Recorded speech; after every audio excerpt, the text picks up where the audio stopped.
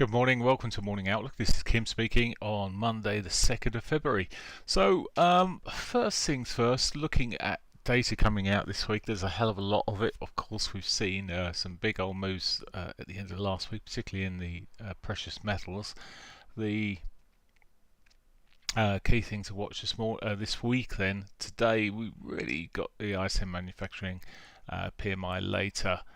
Prices showing us potential inflation, etc. We'll look at that later, but not particularly significant. The significant news comes out as we run through the week.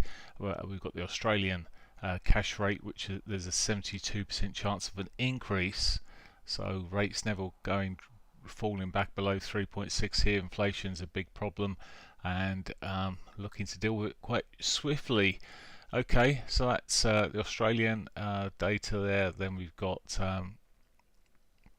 as we move on down, we've got, of course, running into Wednesday, we've got the ADP data, we've got some European inflation data coming out there. That's secondary data, so not so important. We've got then on Thursday, Bank of England reports coming out, expectation of rates being left untouched, with the voting maybe changing. We'll see, but rates expected to be left because inflation is not going away, is it? And this 3.75 sort of level could be the new base. Anyway, for now at least. Aside of that, then we've got the ECB meeting later. That's expected to be left alone, which is already basing out. There's no expectation of cuts coming in there anytime soon. It's how quick they react if inflation does start pushing off too hard in Europe. Anyway, aside of that, then we've got then on Friday we've got obviously non-farm payrolls, key things for both Canada and the US there. Prelim consumer sentiment, inflation expectations, all quite key numbers coming out there on Friday. So a busy week ahead in terms of the numbers. Right, let's quickly run through the markets, and we'll start off with the euro dollar. I'm just going to run through the majors and see if we can make a head or tail of these. Now the euro dollar here, it's back almost into its monthly pivot here. It's just sort of around its monthly pivot. Now a lot of these markets are showing similar. We've seen as we noticed on Friday, it was coming off, and it's looking like it's doing a bit of a turn. We've seen the dollar index sort of obviously following this, doing the same sort of turn. It may be things are just a little bit overdone with Walsh, the new Fed chair, likely to be voted in. He's not being as bearish and talking about rate cuts massively as was expected, and this is what's really affecting these markets at the moment. It's put a halt onto the dollar, and we're seeing gold, silver being sold off as two things, because of him, and also obviously profit. I say obviously, but profit taking coming in there. Right, anyway, so euro dollar here.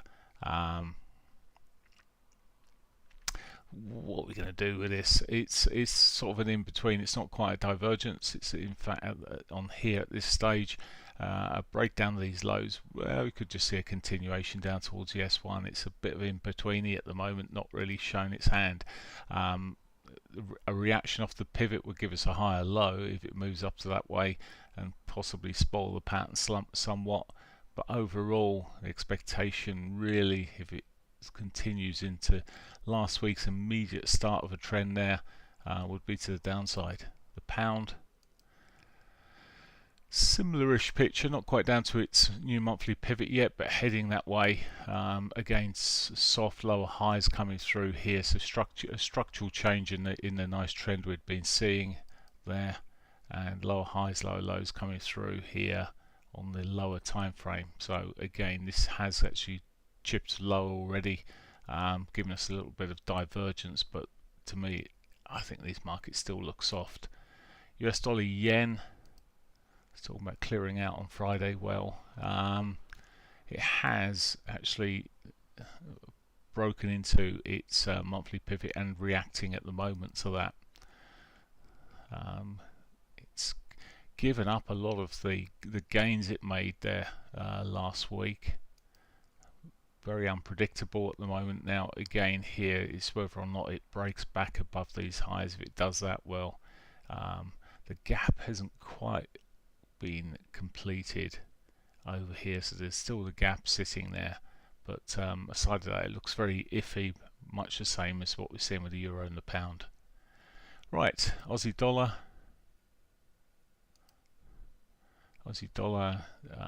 same again here. Now we've got the interest rate expectation to be on the upper side here. Not massive reaction to that, is there? We could, again, it's diverged. If we're going to see something that moves out of the divergence pattern, the Aussie may be a better opportunity here. But if the commodity prices are still rolling over, well, that puts downward pressure on the likes of the Aussie. On the upside, if we see a break of the high between these two lows, that would suggest the divergence is working, and we could see a bit more of a correction. Bit of a guess of who knows what's going to happen tomorrow.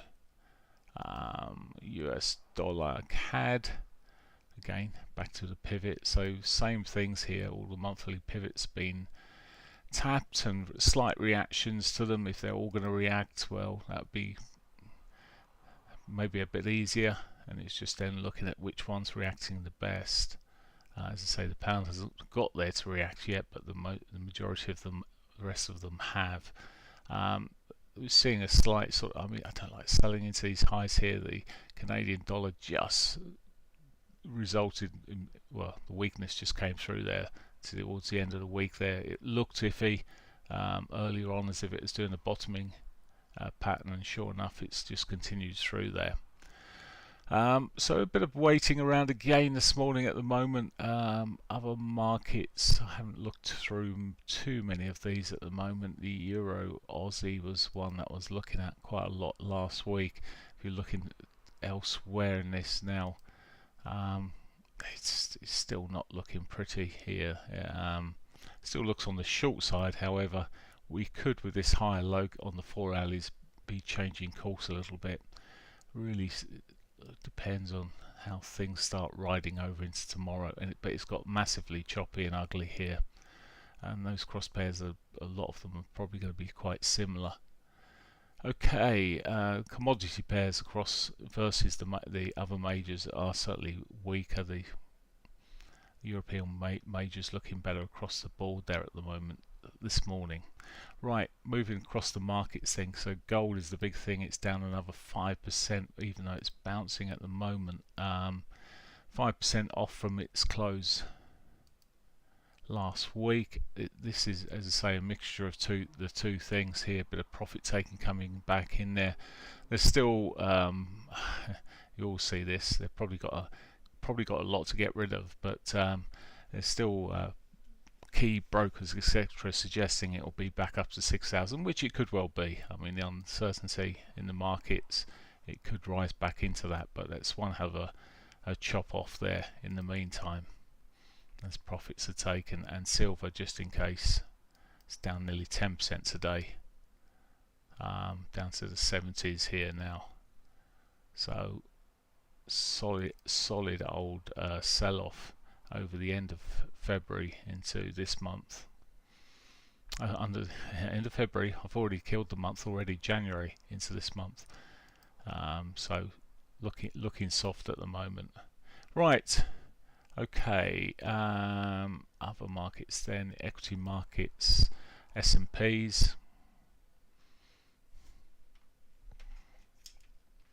We're seeing quite a mess here at the moment. It's already through now. The uncertainty is building in there. Certainly, we're not seeing money running to gold and safety or anything like that at this stage. But I'm not seeing it going to the equity markets. It must be all going to the bond market anyway. Lower highs coming through here, looking soft at the moment. Very mixed week last week with the Fed meeting, etc. It's not really given us much idea, but this could be the start of the end. Could be a break of the lows from the when was that, the 21st of January. Would suggest something more. There's a bit of divergence. There'll be over the top here. That would be the trigger of something probably more to the downside. But certainly looking a bit iffy at the stage. This morning the FTSE is down 0.8% at the moment. Quite similar. I mean, the whole overall market's still looking pretty positive here, but the day is not looking good. And if you look back at last week, these are the weekly pivots on here just to give you a clue of what last week looked like. Really quite choppy and directionless. It's what it's going to do today is a key thing here. Are we going to see a break back down to the lows or continuation? The DAX, the normal whipping boy of the markets, similar picture really. It didn't really give away too much last week. It came off a little bit there on the Thursday, but then chugged along there. But it does, of all of them, again, it looks the weakest, or certainly the weakest. Let's just go back to the dailies there. Yeah, it's taking out that the low of the 21st-ish, 21st low there. It's taken that out, confirming the lower high there. Did that actually on Friday. So overall, looking softer. He's just waiting for the opportunities to sell into this at the moment. We'll see how it shapes up this morning, but maybe a move back into the 50, 34.50, probably the 50 would be nice now. Right, that's it for me for this morning. I wish you a great day's trading. If you've got any comments, do fire away in these on these days here. But otherwise, I'll speak to you in the morning. Take care. Bye for now.